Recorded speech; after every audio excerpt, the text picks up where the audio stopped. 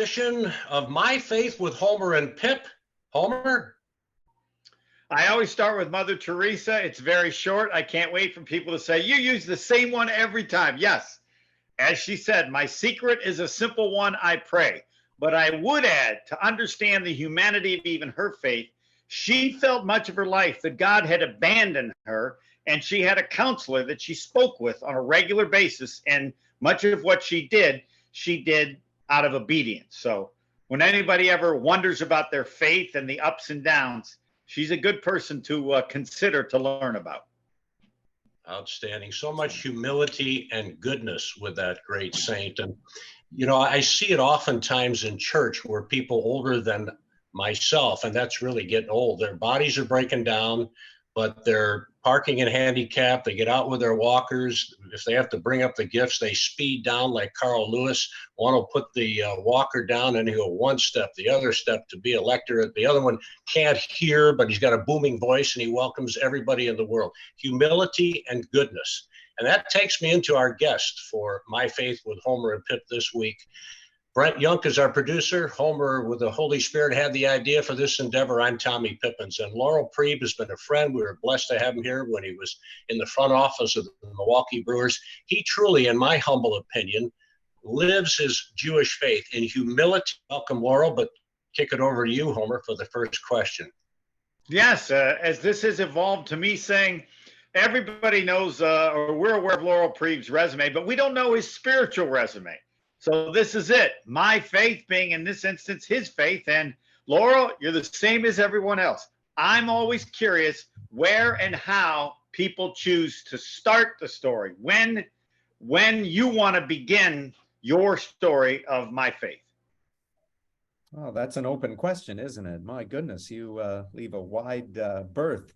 I suppose mine isn't overly dramatic or anything. I grew up on a farm in South Dakota and was very blessed to grow up in a strong Christian home.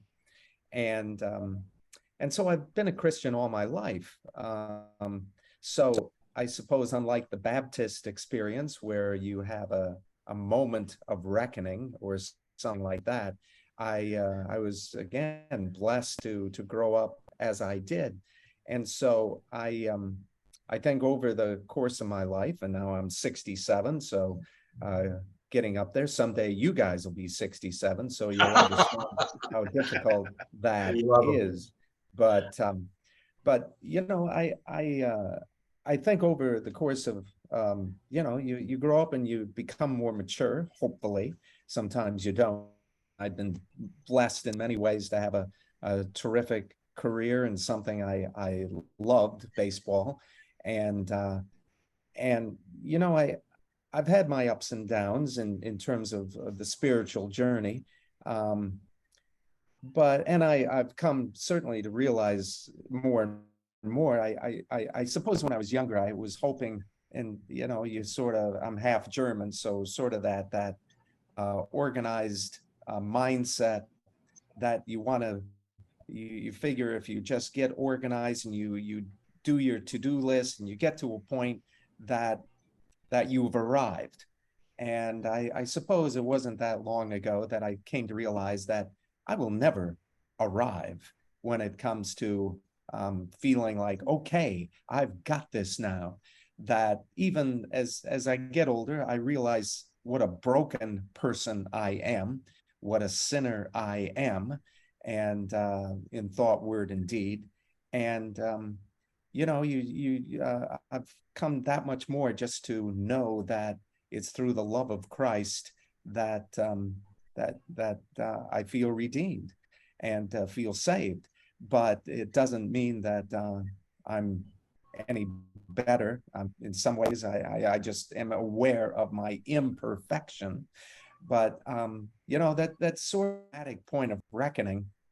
But I've been blessed with having so many good people, good Christians, and the fellowship side of it is also so important. And you know, I've been blessed to be part of various churches along the way, and here in New York at a church, Central Presbyterian Church, which has some of the best people and that I've ever met, which it's just so helpful to me as well.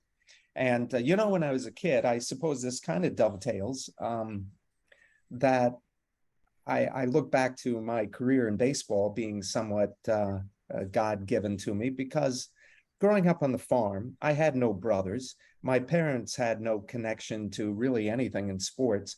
I had no reason to really love baseball. But it was 1964 during the National League pennant race that the Phillies had a 6-game lead with 12 to go that they lost. And whatever reason, it really sparked an interest in baseball that then was really fostered the next year when the Twins, which was my team, and they won 102 games and won their first pennant in 1965. It solidified this love of baseball. And again, with really no family members and I had no reason to love the game. But for whatever reason, it just like a light switch was turned on and I loved baseball. It's all I thought about. Unfortunately, I didn't have the talent to play. I, like a lot of kids, wanted to be a player, but at least I was smart enough early enough on to see that I had no chance. I was not that good, but I still wanted to be part of it. And I just, a blessing that things fell into place for me, both in college. I went to a Lutheran college out in Sioux Falls that so much of my family had gone to. And it really opened some doors. Internship with the Twins, which turned into a full-time job. Thought I'd be there forever. While in college, had an internship with the Boston Celtics, which again sort of fell into that by virtue of knowing a couple people who knew a couple people and got me in, and certainly developed some friendships in Boston that I have to this day. Along the way, met Wendy, and how unusual is that? I mean, growing up in a Christian home and marrying into a Jewish family. But we've been married 32 years, and that's been a blessing as well. And we've got Natalie, our one daughter, and she's doing great, and seems to, again, have a very good Christian foundation to her life, although she loves having the Judeo-Christian. It was like she won the lottery because she had both Hanukkah and Christmas, so presents galore. And that worked out well for her as well. But I at a point that I'm just so thankful for what everything God has given me, and undeserving as I am and continue to be, but I feel just again so blessed, in spite of my imperfection, to be in the flock, and just try to do my best and carry on as possible. Well, I will speak for Pip, because I thought the same. I don't know your spiritual resume. I thought you were Jewish. Your wife is Jewish, so well, Wendy will be happy to hear that. I'll tell her that you was introduced sent my way, but no. Well, no, we'll have her on. The premise of this whole thing is everybody's faith story, regardless of their faith. I'm a Christian, Pip's a Christian, but that doesn't change the interest in hearing the story. So now that we have it straight, I guess it doesn't make any difference. It just means now we know something. But I would ask you the same that I do. It's at some point it becomes your faith, where you decide what you're going to do, whatever that is. At what age did that occur? I suppose in my teenage years, that you look back and it's hard to know exactly when things occur. But I suppose in my teenage years, I evolved that much more to really embracing Christianity as a faith, and again fostered by my parents. My dad, who fought in World War II, and certainly I think a life-defining thing for him. But he and my mom were both very music-oriented. My dad was the choir director at our Lutheran church for 50 years, had a terrific tenor voice, sang at so many church events and whatnot. My mom was a terrific organist and pianist, and so she played organ at the church.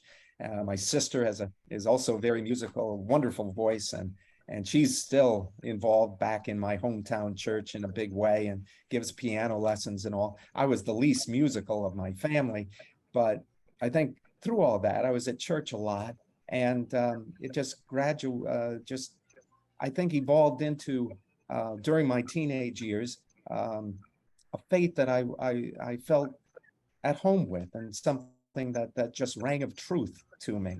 And so I carried on from there. But again, you know how you end up, unfortunately, so many times with feelings. And so I suppose I was victim to that, as we learned that you should never rely on feelings. Feelings come and go, that you have to have something more of a bedrock to rest upon as you go forward. Everybody has different reasons. You said you've been in various churches. What about a certain church attracts you, or what touches you? I generally like to ask, when someone feels the closest to God, but what's the connection that has moved you in any direction throughout your life? When it comes to churches, I've always been of a mind that some people are always looking for the right minister, or the right feeling, or right whatever. I guess I've never really been that way. I've always been more of a mind that you join a church, and certainly a Bible-based church, and you need to make your home there. I mean, ministers are going to come and go. Things are going to come and go. As we all know, every church in the world is probably going to have its share of internal issues. Let's face it, there's more infighting in churches than you'd like to think sometimes. You think we're all one in the spirit, but it's always hard when disputes come up and both sides of any given issue know in their hearts that God is on their side. So compromise sometimes becomes very in a church. Stay at a church. God is present there if it's a Bible-based church, and go with the flow. Do everything you can to build within that church. You're going to develop great friendships and fellowship within whatever church you're in.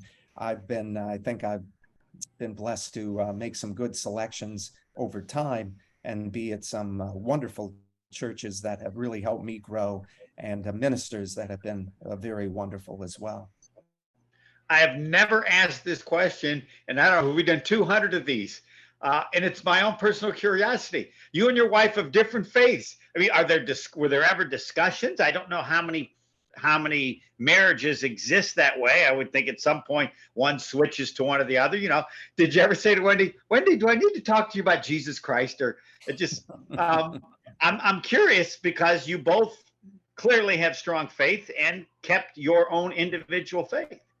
Yeah, early on and before we got married, I think that was well recognized, and certainly my moving to Milwaukee was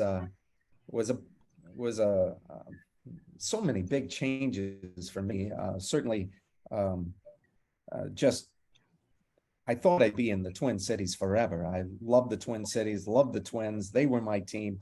So to make that switch was one thing. The second thing was to go again from the Twins to the Brewers being another, and then moving into being single into a married life in which we had different faiths, and moving into Milwaukee where all of Wendy's friends, Wendy's family friends, were certainly of the Jewish community in Milwaukee. So I was like immersed in as the only Gentile in the midst of this Jewish community of friends and family and whatnot.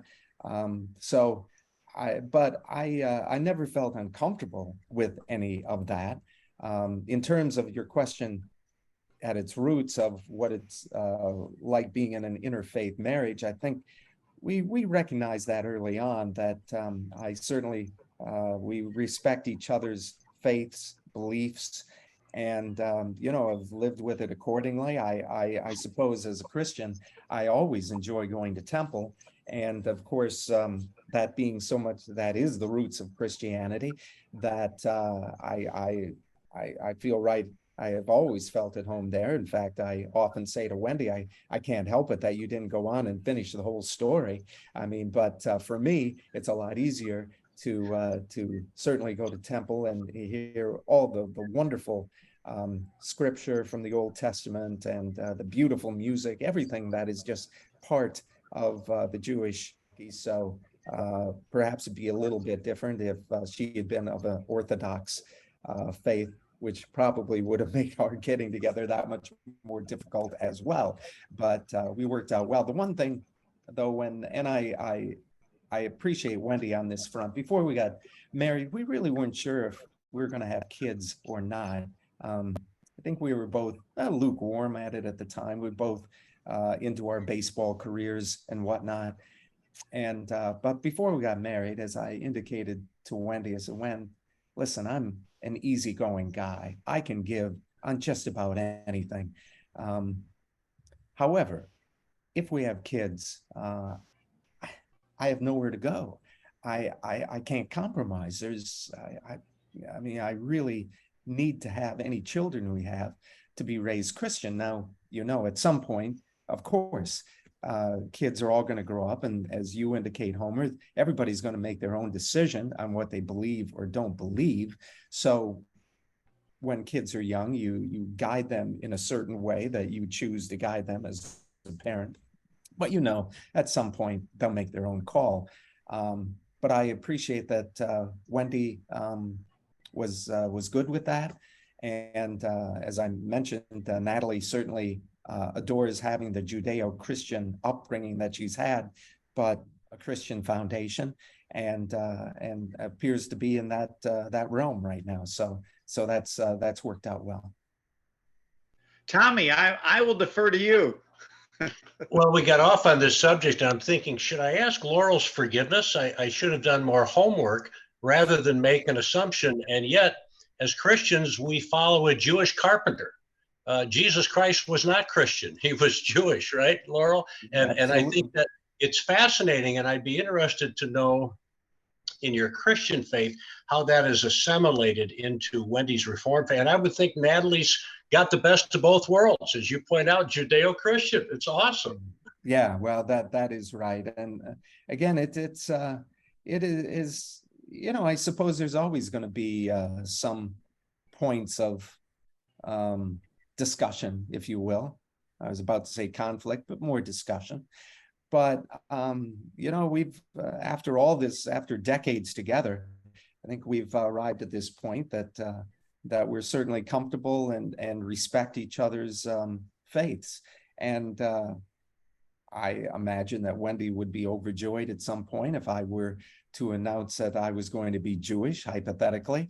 And certainly I would be overjoyed if at some point Wendy determined that through introspection but as it is, we go on, we live our lives, and you live them day by day in the faith you have, and and grateful for that.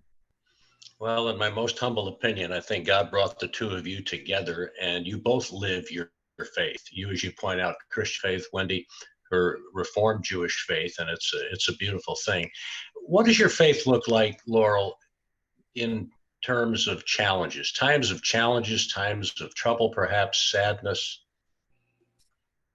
Well, that's a good question. I suppose like everybody, you're going to go through the times that challenge your thinking, and I think the more that you just rely on the Lord, that you are an imperfect being and that you need Him in all times to glorify Him, and also to try and remember. Sometimes I'm better than others, but that the challenges in our lives, the times that you feel empty, the times you feel not so faithful, are the times that He's most there. I think it's maybe a C.S. Lewis writing somewhere about using an anecdote about somebody who is an atheist, as C.S. Lewis was an atheist in his younger days as well, before becoming one of the great theologians in the history of the world. but that there are times that a person declaring their atheism might be, and being honest about it, might at that point be closer to God than he ever was when he was trying to put on a pretense. That God is so wonderful and so mysterious that we can only wonder at his greatness and what he has in store for us. As I'd mentioned to you, Tom, we were just in Israel, first time ever. We just got back 2 days ago, and just not some. I mean, Jerusalem was fantastic and whatnot, but just traveling throughout the desert of Israel, and we were also in Jordan. There are just those moments of just being awestruck by the scenery and by what lies in front of you, in which you really come to realize that much more how insignificant we all are. And to your question, when how insignificant you are, but that and so much more amazing that God cares for us all. Mm-hmm. Absolutely. More, I think, than we'll ever know until we see him face to face. That experience centered around your faith had to be very special for you. You've indicated it. Do you mind elaborating a little bit more? You talked about being at Galilee and yeah, we covered the gamut. It was interesting. We had a guide, a very good, tough guy, former Special Forces Israeli Army. Of course, all young men serve in the military in Israel. And he took it to being an officer in Special Forces. I guess he was shot in the chest once. Fortunately, he had a vest on, but it still took him out for a while. And so great time, and certainly very Jewish, growing up in the Jewish faith, of course, as just about everybody is there in an Orthodox setting, aside from the Palestinians who are more Muslim. And so he was a joy, certainly very schooled when it comes to religion, when it comes to politics, when it comes to food, when it comes to everything regarding Israel. And so he showed us the ropes pretty well. In terms of places that, for me, made most impact, I mean, Jerusalem was terrific. And certainly are laid out both from a Jewish and a Christian perspective. King David's tomb, certainly in the place where traditionally is the site of the crucifixion, and the Mount of Olives being right there where Jesus ascended into heaven, all of that. The couple of places that around Israel, neither of them in Jerusalem, but had more of an impact on me, was the Jordan River, where there is traditionally the spot where Jesus was baptized by John the Baptist. And that really, for me, had an authentic feel to it. There's something about that place. The Jordan River is not very wide. It's really not wide at all. Jordan lies on the other side of it. But it's only, I don't know, 20, 30 yards across it at most junctures. It never runs dry, but it's not a very deep or wide river. There's something about that place that was impactful. And certainly they do a lot of baptisms there. Even when we were there were pilgrims there in the river getting baptized and whatnot. Something very cool about that place that felt real. And also for me, the Sea of Galilee, just knowing that that's where Jesus really conducted most of him, where he lived for his ministry, a portion of it. They have uncovered, they think it's Capernaum, but even that they can't be totally sure of. They've designated one ancient home going back to the 1st century as being the probable home of Simon Peter. Perhaps it was, perhaps it wasn't, I don't know, but something about the Sea of Galilee with its gentle slopes rising up to the Golan Heights right there. There's something very peaceful and holy about that place in that I felt. So much of it is what you feel, but it really made for an impactful trip, and helpful, I think, just for me, just to have been there, to picture these places, and to see places that, although you don't know exactly where Jesus walked, but where he walked.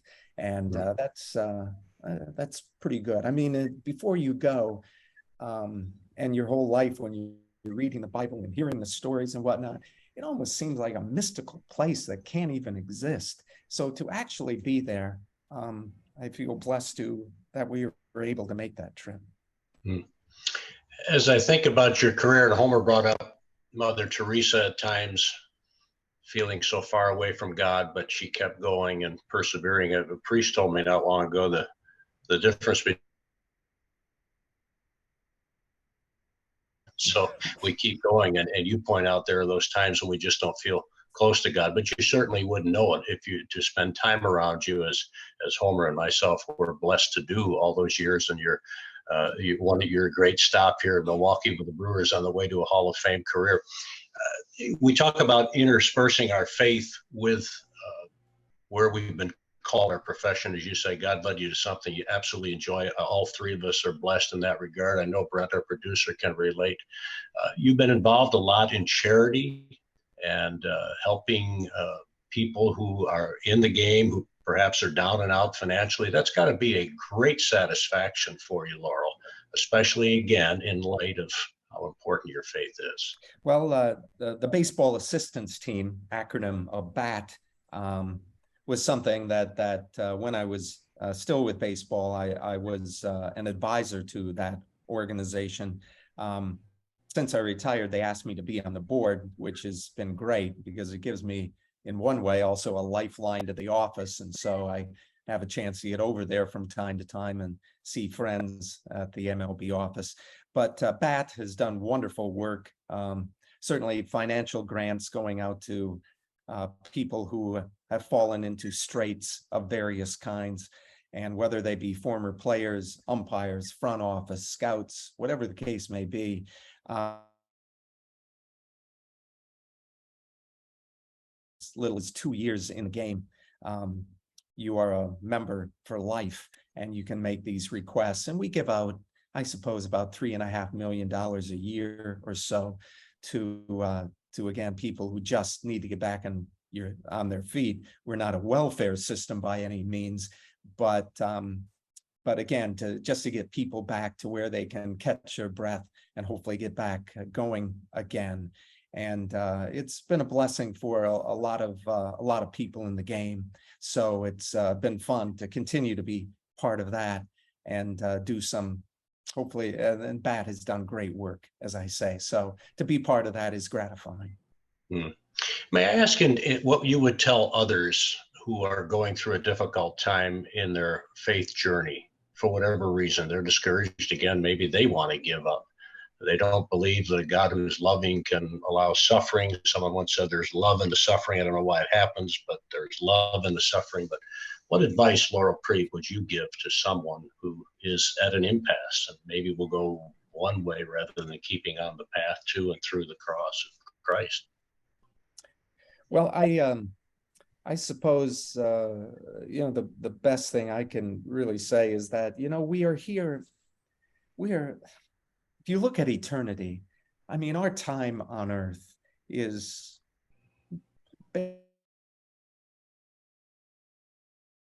80, 90 years. One of my favorite verses, I think 2 Peter 3:8, about that, do not ignore this one fact, that with the Lord 1 day is as 1,000 years, and 1,000 years is 1 day.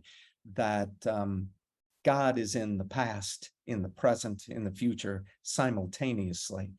That we are here for such a blink of an eye, that when bad things happen, I mean, you look around at all the tragedies that happen every day in this world, and there comes this feeling about how can there be a God? How can this be just and whatnot? When the eternity is just so vast that we are here that when you take that into account to try and judge where you are in the continuum of time, just know that, say somebody gets killed tragically, I'm always try to be of a mind that you've got an eternity that person is probably, and your faith coming into play here, that eternity will make it right.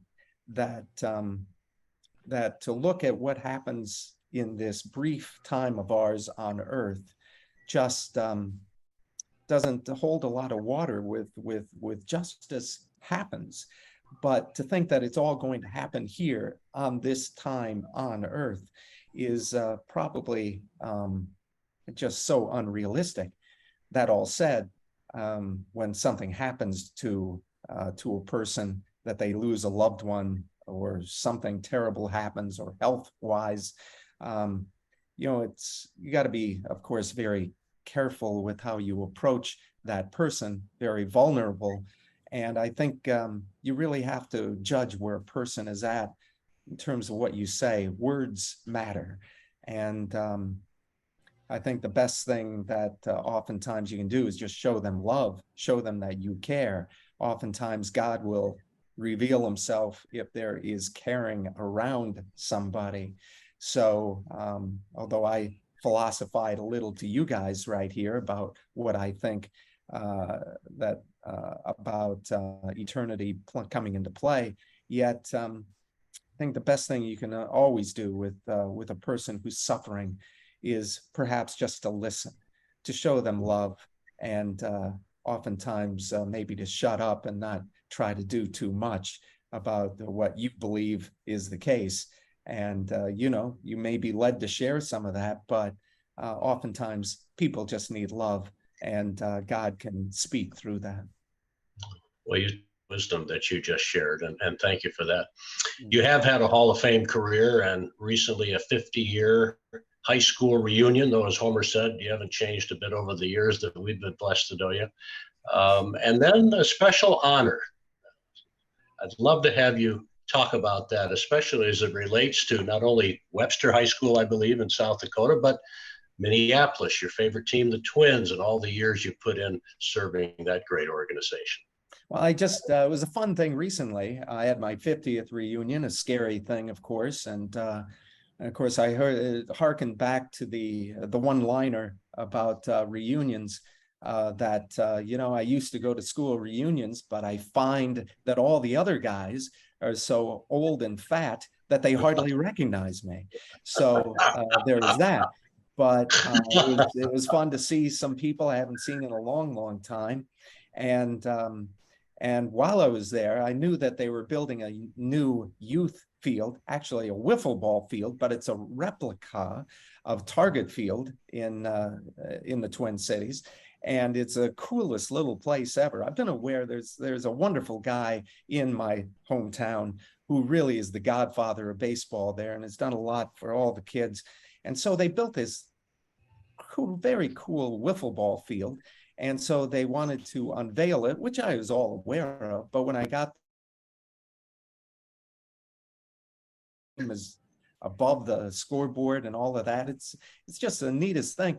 But when I was there, I was just so honored that Dave St. Peter, a good friend of mine, who's the president of the Twins, was there. And it's about a 4.5-hour drive from Twin Cities to my little hometown.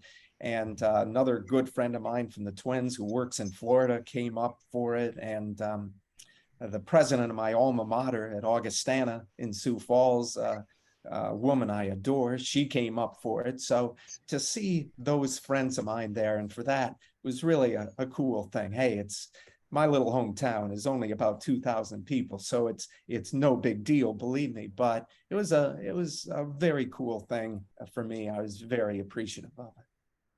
And the neat thing too, because you love the game so much, it was your calling, Laurel, among others, but certainly in your profession, that it involves young people, and growing the game for young people and the future of that great game, which is a passion for you. Well, all I can hope is that they can play the game a lot better than I did.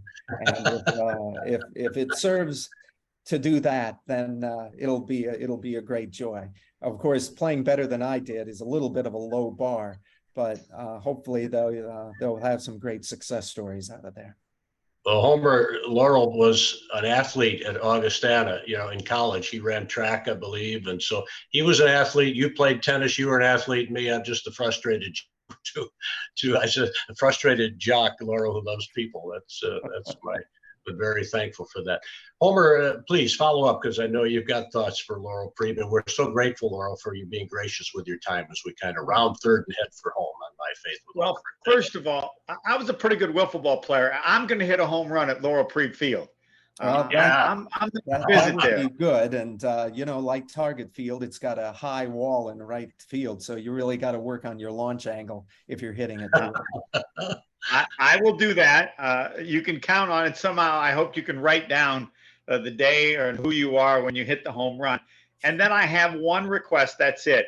I would love you to ask Wendy if she would do what you just did. I think, again, part of the premise of this is everybody's just a spiritual resume. And I think people would be interested to hear your marriage, your two faiths from her perspective now that we've heard yours. So I think you have a better chance I will pass it along. Convincing her than me. Her father has given her about me is not good. I don't know that be true. I often tell people who want to make a request of Wendy, I said, and ask me, I said, you're asking the wrong person. You ought to make the request, because I'll do that too. I'll be happy to do that. That said, I will pass that along. However, all right, done. Okay. Tommy? If I may close with this, Laura, and I think Wendy knows, she's just Brewer executive, ran the show, but just so humble, just so humble as her husband is. Now you're retired, as you say, or refired. What does that look like for you around your faith and just living life as a husband and a dad, Laurel? Well, we're blessed to have Natalie with us this summer. She was working at the news organization, The Hill in Washington, and she left that job because she's got grad school coming up.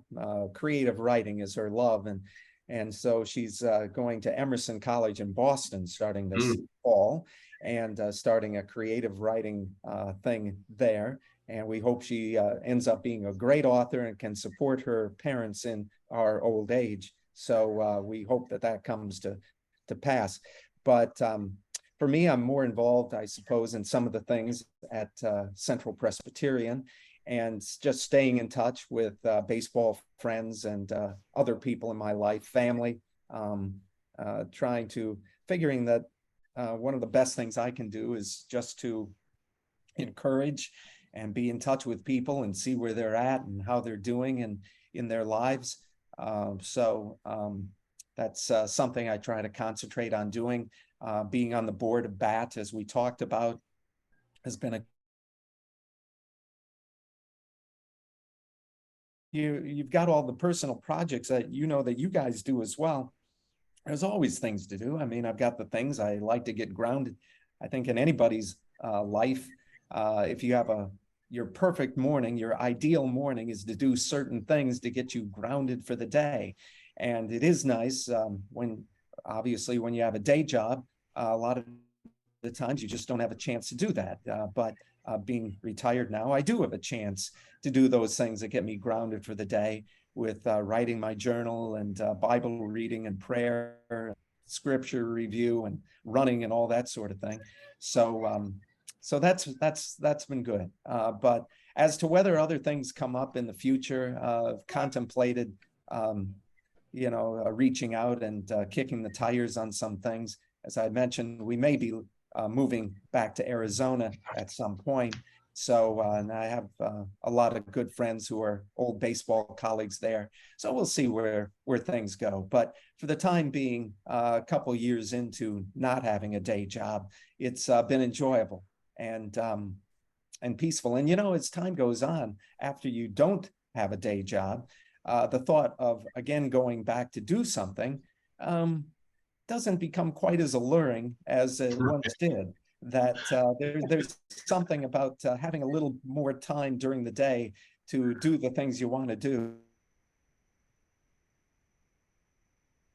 Wait, I got to interrupt one thing. Does your daughter know the history of this school? Jay Leno, Henry Winkler, Wayne Larrivee, Norman Lear. They may be too old for her, but she actually did not before she got in there, before she was accepted. But I've had some friends reach out to me, and a couple from California, who tell me that Emerson is really Hollywood East in terms of the upbringing that and the stars that have come through there.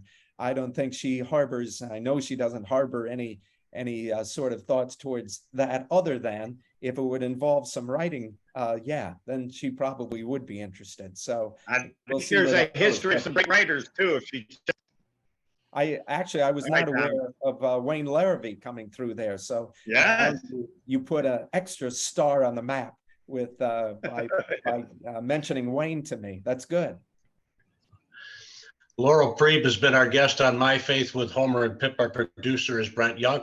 Steve the Homer True with the Holy Spirit was inspired for this idea, which we hope and pray will help each and every one of you on your spiritual path toward that cross. And Laurel, it's very evident in talking with you that you put a lot into your faith. You have lived your faith with humility, and my opinion matters nothing, but I will say this. I am confident that one day you will hear, "Well done, good and faithful servant." Thank you, sir. It is a blessing. Guys, and let me just say as well that for both of you guys, Tom and Steve, who were just great friends to me during my Milwaukee time, and certainly Homer and I sparred a lot on the phone. Really, I'm surprised, Laurel. Any number of various subjects, and because he's sharper than me, and he's so much more quick-witted than me. It was always a challenge for me on so many phone conversations to hold my ground, because he's good. And there was that. But for both of you guys, you were such good friends, and I appreciate that looking back on those years. And thank you, both from my standpoint, but just what the integrity and the fun and that you bring to sports, have brought to sports in Milwaukee over time. And that you have represented your employers so well, represented yourselves so well, and certainly represent something deeper so well. So thank you for that. Laura, I know when this is posted, Brett will get that up here in the next week, whatever it might be. There are going to be people who will be blessed because you were nice enough to share your faith, to share your heart and your soul with us. And we are full of gratitude. Take good care. God bless you and Wendy and Natalie, the entire Seelig family. And it was so super to reconnect. Okay. Thank you, guys. I'm Tom Pippins. Thanks again, everybody, and look forward to seeing you next time on My Faith with Homer and Pip. God bless you.